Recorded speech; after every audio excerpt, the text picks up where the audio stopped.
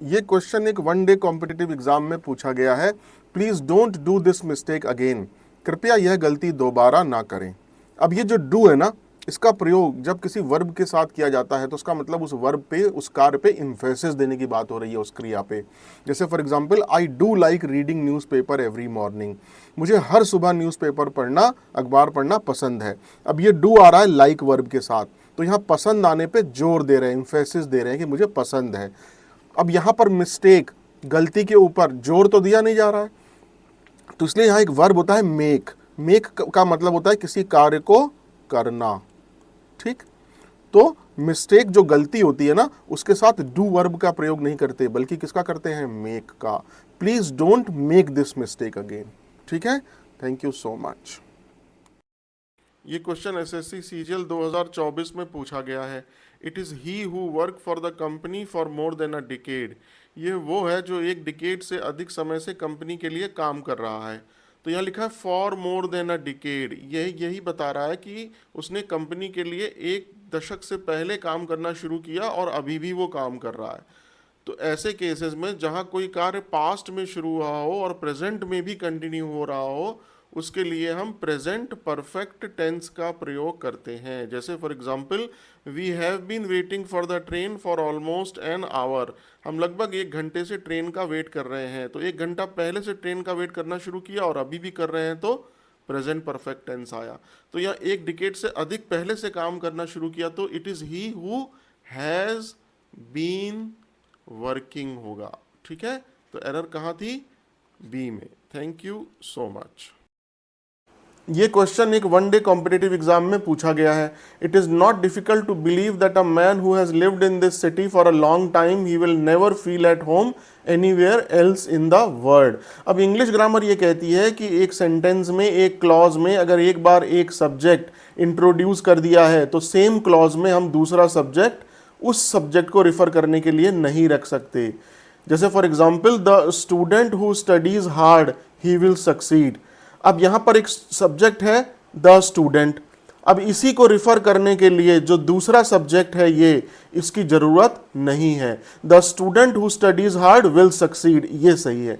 इसी तरीके से अ man who has lived in this city for a long time, इसको रिफर करने के लिए इस दूसरे सब्जेक्ट की जरूरत नहीं है।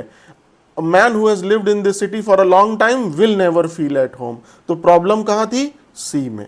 Thank you so much. ये क्वेश्चन सीजीएल में पूछा गया है।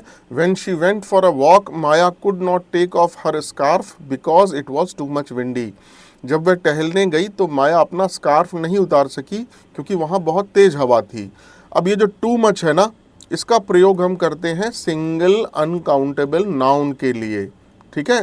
जैसे for example, there is too much sugar in the T, लेकिन टू मच का प्रयोग हम एडजेक्टिव के लिए नहीं करते हैं, ठीक है, इसके लिए नहीं करते हैं। जैसे for example, he did not by the car because it was too much expensive, उसने कार इसलिए नहीं खरीदी क्योंकि वो बहुत महंगी थी। अब ये एक्सपेंसिव किसकी विशेषता बता रहा है, कार की, ये एक एडजेक्टिव है, तो यहाँ टू मच का प्रयोग नहीं होगा, किसका प्रयोग होगा, टू का। इसी तरीके से because it was too much windy, windy किसकी विशेषता बता रहा है, वेदर की, ये एक एडजेक्टिव है, तो यहाँ टू मच का प्रयोग नहीं होगा, किसका प्रयोग होगा, टू का, टू विंडी, ठीक है। Thank you so much. ये एक इंपॉर्टेंट क्वेश्चन है। She was late to the meeting because she did not know where was the venue located. वो मीटिंग में लेट थी बिकॉज वो नहीं जानती थी कि वेन्यू कहाँ लोकेटेड है।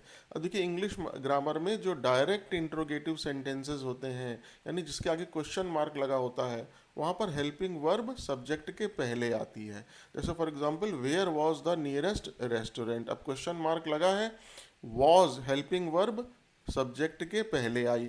लेकिन जो इनडायरेक्ट इंट्रोगेटिव सेंटेंसेस होते हैं, जहां फुल स्टॉप लगा होता है, वहां पर हेल्पिंग वर्ब सब्जेक्ट के बाद आती है। अब ये फुल स्टॉप लगा है, where was the venue located नहीं होगा, where the venue was located होगा, सब्जेक्ट के बाद हेल्पिंग वर्ब आएगी। तो एरर कहाँ थी, डी में। Thank you so much. ये क्वेश्चन एसएससी सीजीएल पैटर्न पर बेस्ड है। Students are concentrating better when the environment is quiet. जब वातावरण शांत होता है तो स्टूडेंट ज़्यादा अच्छी तरह कॉन्सेंट्रेट करते हैं। देखिए, जो प्रेजेंट कॉन्टिन्यूअस टेंस होता है ना, उसका प्रयोग हम करते हैं जब कोई टेम्परेरी एक्शन हो या कोई ऐसा एक्शन हो जिस मोमेंट पे हम बात कर रहे हैं उस मोमेंट पे वो एक्शन हो रहा हो। जैसे for example, we are living with our relatives until our new house is ready. जब तक हमारा नया घर तैयार नहीं हो जाता हम अपने रिश्तेदारों के साथ रह रहे हैं। तो देखिए, टेम्परेरी एक्शन है तो यहाँ पे प्रेजेंट कॉन्टिन्यूअस टेंस ठीक है, लेकिन जहाँ कहीं कोई हैबिचुअल एक्शन हो या कहीं कोई यूनिवर्सल ट्रूथ हो, सार्वभौमिक सत्य, वहाँ हम प्रेजेंट इंडेफिनिट टेंस का प्रयोग करते हैं। अब यहाँ पर क्या है, जब इन्वायरमेंट शांत होता है तब स्टूडेंट ज़्यादा अच्छी तरह कॉन्सेंट्रेट करते हैं। तो ये एक सार्वभौमिक सत्य है, यूनिवर्सल ट्रूथ।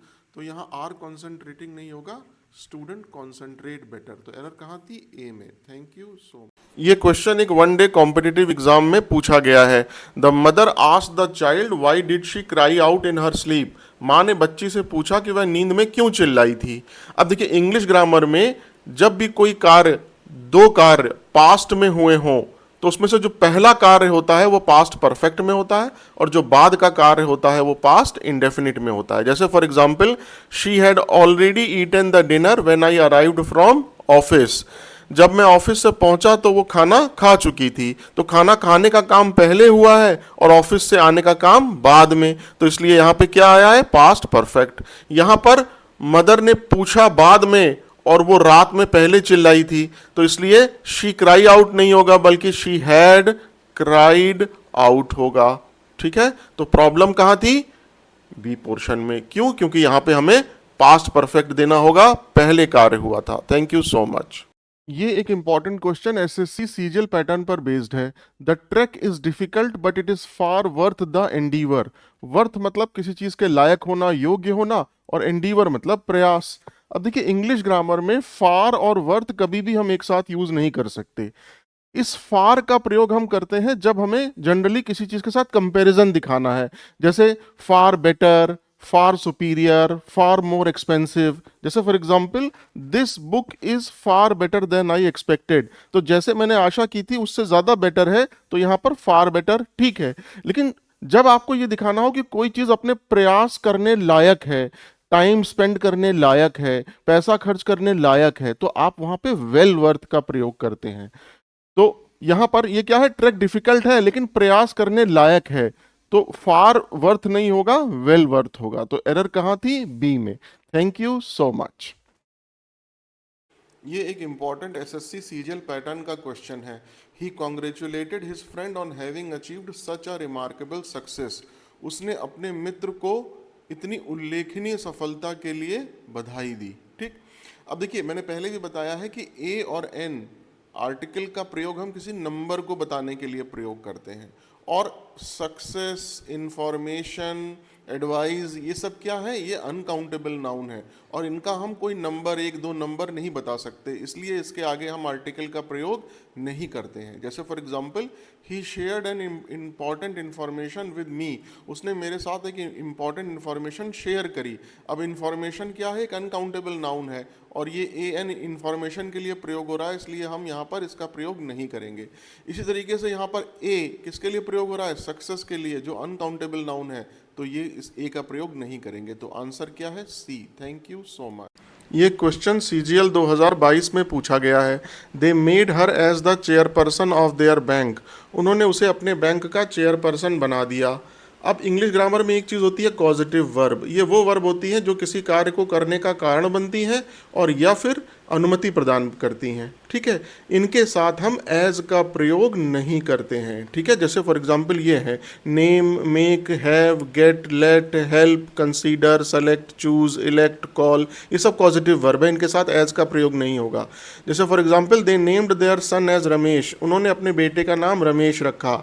अब ये नेम एक पॉजिटिव वर्ब है, इसलिए यहाँ पर एज का प्रयोग नहीं होगा। इसी तरीके से they made her as the, अब मेड जो है पॉजिटिव वर्ब है, ये मेक का सेकंड फॉर्म है, तो इसलिए यहाँ पर एज का प्रयोग नहीं होगा। दे made her the chairperson of their bank, ये सही है। तो प्रॉब्लम कहाँ थी, सेकंड में। Thank you so much.